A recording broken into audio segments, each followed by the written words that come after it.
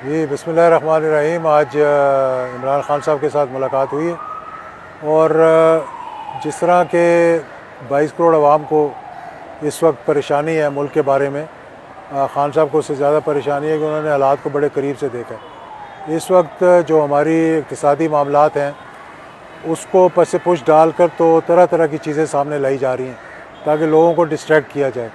मुल्क दिवालिया होने के करीब है, मौजूदा हुकूमत डिलीवर कर नहीं सक रही, ज़िद से सिर्फ हुकूमत के अंदर बैठने की कोशिश कर रहे हैं। तो इस मुल्क को इस दलदल से निकालने के लिए ये बात हुई है कि जब तक जल्द से जल्द इलेक्शंस नहीं होंगे इस मुल्क के हालात बेहतरी की तरफ नहीं जा सकते। लॉ एंड ऑर्डर को आप देख लें, इकॉनमी को आप देख लें, इंपोर्ट्स एक्सपोर्ट्स को देख लें, डॉलर अवेलेबल नहीं है।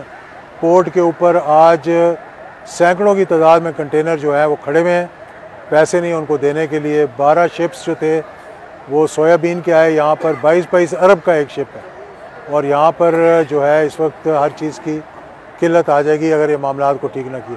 कोई मुल्क हमारी मदद करने के लिए तैयार नहीं है क्योंकि वो कह रहे हैं कि जब तक स्टेबिलिटी और कंटिन्यूटी नहीं होगी हम आपकी मदद नहीं करेंगे। सऊदी अरेबिया के सफ़ीर ने जो कुछ कह दिया उसके बाद मेरा ख्याल है कि मुझे कुछ कहने की ज़रूरत नहीं है। तो खान साहब की कोई इतनी लंबी चौड़ी डिमांड नहीं है। हुकूमत से मैं कहूँगा कि बजाय ज़िद करने के इलेक्शंस का ऐलान करें और बैठ कर फिर गुफ्तगू का आगाज़ करें।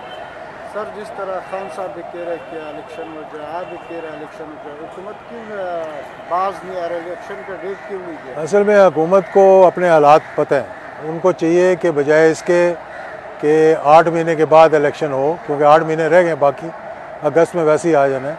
अब जितना जल्दी हो जाएगा उनका भी फ़ायदा हो जाएगा। 8 महीने में उनसे कुछ ठीक नहीं हो, ना उनसे ये बजट दिया जाना है अगला।